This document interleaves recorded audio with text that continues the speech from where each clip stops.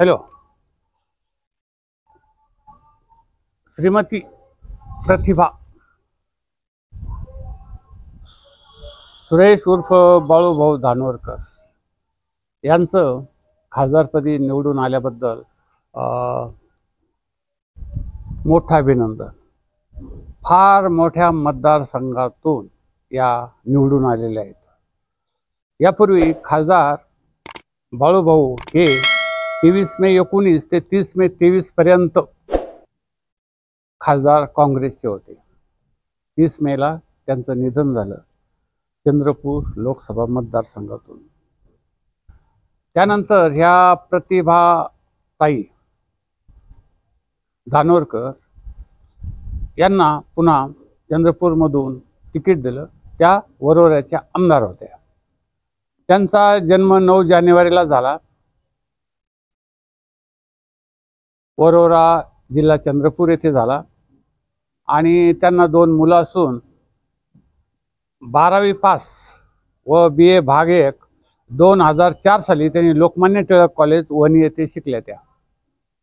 त्यांच्या शेती आणि व्यवसाय आहे. या मतदारसंघामध्ये त्यांनी एक अपूर्व आणि फार मोठा विजय मिळवला. त्या काँग्रेसचे उमेदवार असल्या त्यांना 7,18,410 मतं मिळाली आणि भाजपचे सुधीर मुनगंटीवार जे मंत्री होते त्यांना 4,58,004 मतं एवढी मिळाली आणि 2,60,406 मतांनी या चंद्रपूर मतदारसंघामध्ये काँग्रेसतर्फे निवडून आल्या. त्यांचं त्याबद्दल अभिनंदन. म्हणजे खूप त्यांनी फार मोठं कार्य केलेलं आहे. कारण येथे यापूर्वी जे खासदार होते साधारण 80 पासूनचे त्यांच्या क्रम यादीमध्ये यांचाही नंबर आता लागलेला आहे. 80, 84, 89 आणि 91ला शांताराम पोटदुखे हे खासदार होते. त्यानंतर 96 हंसराव आहेर खासदार होते. 98, 99ला नरेश कुमार पुंगलिया खासदार होते. 2004, 2009ला हंसराज, 2014ला हंसराज आहेर खासदार होते आणि या हंसराज आहेरला पराभूत करून 2019ला सुरेश धानोरकर हे खासदार झाले होते. त्यांचं निधन झालं त्यामुळं किडनी आजाराने. त्यामुळं परत त्यांच्या पत्नीला प्रतिभाताईंना ही उमेदवारी देण्यात आलेली आहे. हा चंद्रपूर लोकसभा मतदारसंघ यवतमाळ आणि चंद्रपूर या 2 मतदारसंघामध्ये आहे. वणीचे आमदार आहेत संजीव रेड्डी, बोध कुरवार आणि आर्वीचे खासदार आहे संदीप धुर्वे आर्णीचे. चंद्रपूर जिल्ह्यातील राजुऱ्याचे हनुमान धोटे, सुभाष धोटे, चंद्रपूरचे किशोर जोरगेवार, बल्लारपूरचे सुधीर मुनगंटीवार आणि वरोऱ्याचे प्रतिभा धानोरकर या 7 वरोऱ्याला आमदार होत्या आणि त्या आता खासदार निवडून आलेले आहेत 2,60,000 मतांनी. हे चंद्रपूर खूप प्राचीन शहर आहे. वर्धा नदीच्या उपनद्या असलेल्या इराई व इरपर या नदीच्या काठावर वसलेले गोंडकालीन प्राचीन ऐतिहासिक शहर आहे. गोंडकालीन 12व्या शतकापासून 18व्या शतकापर्यंत गोंडवंशाची राजधानी होती गोंडवंश. आता येथे महाकाली देवी, अंचलेश्वर मंदिर ही धार्मिक स्थानं प्रसिद्ध आहेत. तसंच गोंडराजाचा 600 वर्षापूर्वीचा जुना किल्ला येथे आहे. टोबा टायगर रिझर्व्ह पार्क पर्यटकांचे प्रमुख आकर्षण आहे आणि त्यामुळं येथे हा एक निसर्गरम्य आणि बहारदार भाग आहे आणि कुणबी बहुल मतदारसंघ आहे या. आणि प्रतिभा धानोरकर या धनुजे कुणबी आहेत आणि वरोरा, आर्णी आणि वणी हे कुणबी बहुल मतदारसंघ आहेत. त्यामुळं येथे यांना भरभरून मतदार झालं. आता या मतदारसंघामध्ये काही गाजलेले जे प्रश्न होते त्या सोडवण्यासाठी या प्रतिभाताई परत आता कार्यरत राहतील असा एक अंदाज आहे. येथे दारूबंदीचा एक महत्त्वाचा प्रश्न आहे. कारण आदिवासी बहुल भाग असल्यामुळे दारूबंदीचा इथे प्रश्न आहे. कोणी म्हणतं दारूबंदी करा, दुसरे म्हणतात दारूबंदी उठवा, म्हणजे या पद्धतीने चालू असतं. त्यानंतर या भागात कोळसा खाणी खूप आहेत. तर त्या कोळसा खाणीचं प्रदूषण या भागामध्ये होते. वीज प्रकल्पाच्या संदर्भामध्ये या भागासाठी भूमी अधिग्रहण होऊ नये, उद्योगासाठी वीज प्रकल्पाच्या संदर्भामध्ये भूमी अधिग्रहण होऊ नये, स्थानिकांना इथे रोजगार मिळाला नाहीये आणि धान भात पीक इथे योग्य भाव मिळत नाही, कारण हे लोक धान पिकवतात. ओबीसी समाजाचं सरकार विरोधात होतं. कुणबी सर्टिफिकेट मिळण्याच्या संदर्भामध्ये उपोषण यावेळेस केलं होतं. रस्ते, पाणी पुरवठा, शिक्षण आणि वैयक्तिक लाभाच्या योजना या संदर्भामध्ये हा भाग थोडासा मागासलेला आहे. तर या भागामध्ये ज्या सुधारणा करायच्या, या प्रतिभाताईंना सर्वात महत्त्वाची गोष्ट करावी लागणार. येथे रस्त्याचा एक महत्त्वाचा प्रश्न आहे. तर खेडोपाडी जाऊन जे रस्ते आहेत ते जर चांगल्या पद्धतीचे मोठे जर केले, खेडेपाड्यांना जोडणारे, तर शेतकऱ्यांचा माल हा शहरामध्ये येऊ शकतो. तो एक महत्त्वाचा प्रश्न आहे. रस्ते चांगल्या पद्धतीचे डांबरी किंवा सिमेंटचे जर केले खेड्यापाड्यापर्यंत पोहोचणारे, तो एक महत्त्वाचा भाग. त्यानंतर दुसरा शेतकऱ्यांच्या दृष्टिकोनातून एक महत्त्वाचा भाग, त्यांच्या पिकाला एक चांगला भाव मिळवून देणे. विविध त्या शेतकऱ्यांच्या बियाणं, खतं आणि त्यांचे जे अवजारं लागतात, शेतीविषयीचे अवजारं, यांच्यावरचा जो कर आहे किंवा यावर GST, तर किमान हे अर्ध्या किमतीमध्ये शेतकऱ्यांना उपलब्ध करून देणं हा एक महत्त्वाचा भाग आहे. त्या संदर्भामध्ये देखील अभ्यास करून काही प्रयत्न करता येतील शेतकऱ्यांच्या हितासाठी.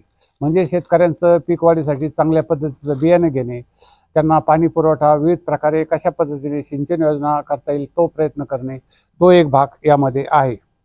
त्यानंतर एक गावागावामध्ये पाण्याच्या टाक्या उभारून नळाद्वारे प्रत्येक खेड्याला पाणी पुरवठा करणे, हा एक चंद्रपूर भागामधील एक महत्त्वाचा प्रश्न होता.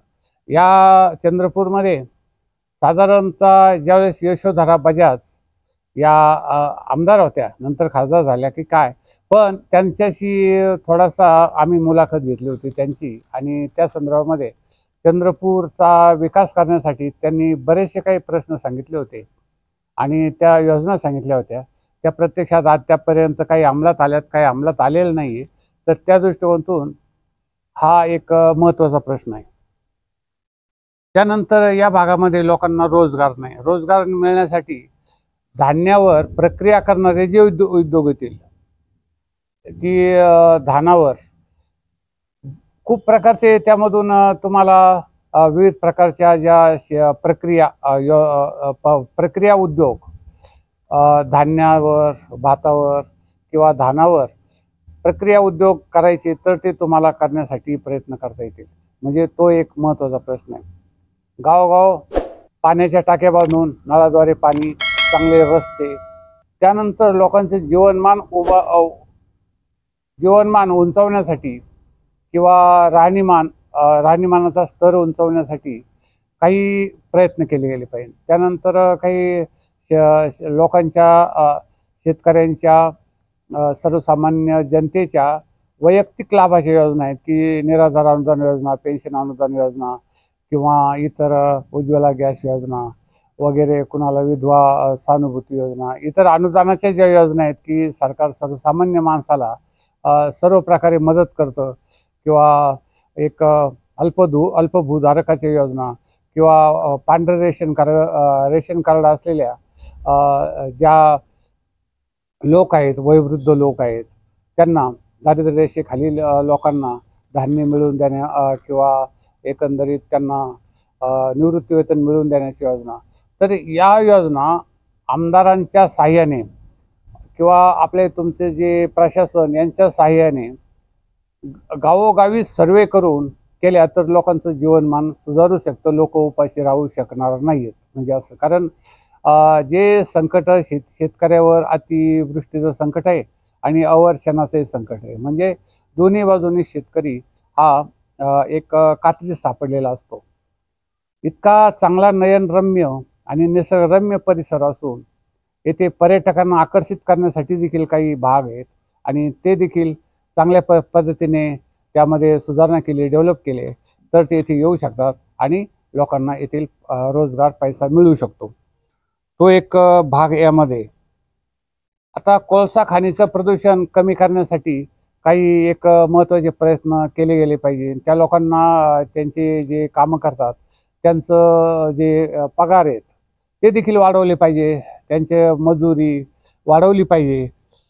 त्यानंतर येथे जे वीज प्रकल्प आहेत त्यामध्ये स्थानिक लोकांना कामावर घेतलं पाहिजे, त्यांना प्रशिक्षण दिलं पाहिजे आणि काही उद्योग या मतदारसंघामध्ये आणता आले तर तेही दृष्टिकोनातून एक महत्त्वाचा भाग यावेळेस ठरेल.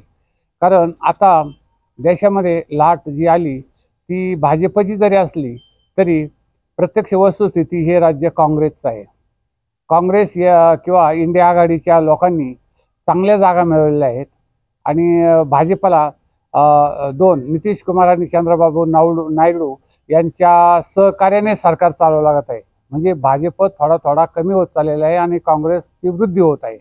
त्यामुळं हे काँग्रेसचं जे सरकार आहे जे जर तुम्ही चांगल्या पद्धतीचं जर काम केलं तर तुमच्यामुळं सगळ्या विभागामध्ये 6 काँग्रेसचेच खासदार निवडून येतील, आमदार निवडून येतील येत्या विधानसभा निवडणुकीमध्ये. आणि महाराष्ट्रामध्ये संपूर्ण काँग्रेसच्या खासदारांनी केलेल्या कामावरच संपूर्ण पुढील याच्यामध्ये 48 पैकी 40 जागा या काँग्रेसला मिळतील. अशा पद्धतीचं काम आत्ता निवडून आलेल्या खासदारांनी केलं तर 2029 पर्यंत महाराष्ट्र हा संपूर्ण काँग्रेसमध्ये होईल अशी एक आशा करायला हरकत नाही.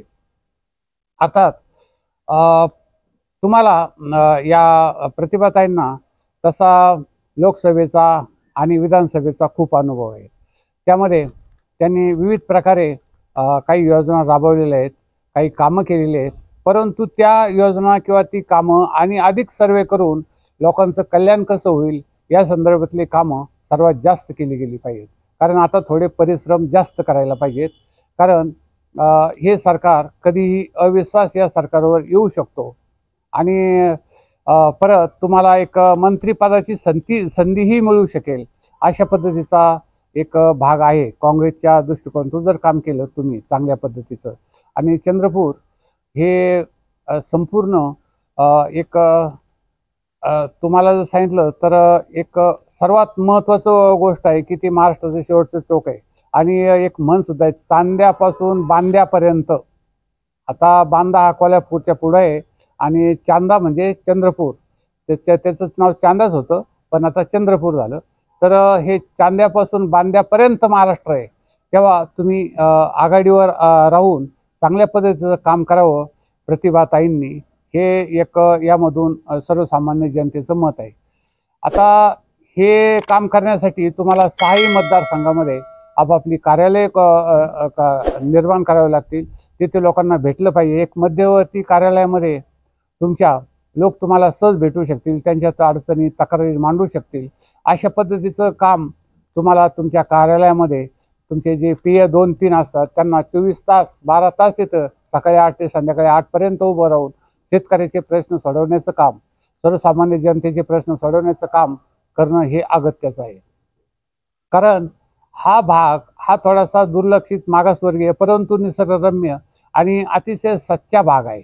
येथे ह्या भागाचा जर विकास झाला तर एक सर्वसामान्याचं जीवनमानही उंचू शकतं, राहणीमान उंचू शकतं आणि त्यांचे जे आशीर्वाद आहेत ते तुम्हाला पुढील एक निवडणुकीत 2029च्या निवडणुकीत आता हे 5 लाखांनी तुम्हाला मताधिक्य देऊ शकतात. तेव्हा या पद्धतीने हा विचार केला तर बरंचसं काही आपल्याला त्यावेळी समजू शकतो. तर पुन्हा एकदा तुमचं एक अभिनंदन. आणि ह्या जळगावमधील आपल्या चंद्रपूरमधील लोकांचं एक चांगलं जीवनमान सुधारावं यासाठी आपण कायम जास्तीत जास्त प्रयत्न करावे एवढीच आम्ही अपेक्षा करतो. आमचं हे ATM न्यूज चॅनल हे लाखो लोक बघतात, लाखो लोक आता बघतात. केवळ 1 लाख नाही आहे किंवा काही हजारात नाही, लाखो लोकांमध्ये हे पोचतं. आणि हे चॅनल आपण आता सबस्क्राईब आणि जास्तीत जास्त शेअर करून हा व्हिडिओ सर्व लोकांपर्यंत पोहोचवा. जास्तीत जास्त सबस्क्राईब करा आणि सर्व लोकांमध्ये हा व्हिडिओ जर पोहोचला तर त्यामधून लोकांनाही त्यांच्या हक्काची जाणीव होईल आणि ते एक आपापल्या खासदारांकडे जाऊन आपापले प्रश्न सोडवण्यासाठी राहतील. तर आमचे लाखो लोक बघणारे हे जे चॅनल आहे, कारण रोज हे लाखो लोक आमचं चॅनल बघत असतात, तर हा आमचा ATM चॅनलला पूर्णपणे तुम्ही सबस्क्राईब करा आणि शेअर करा आणि एक आनंदात राहा, एक व्यवस्थितपणे. बस एवढंच.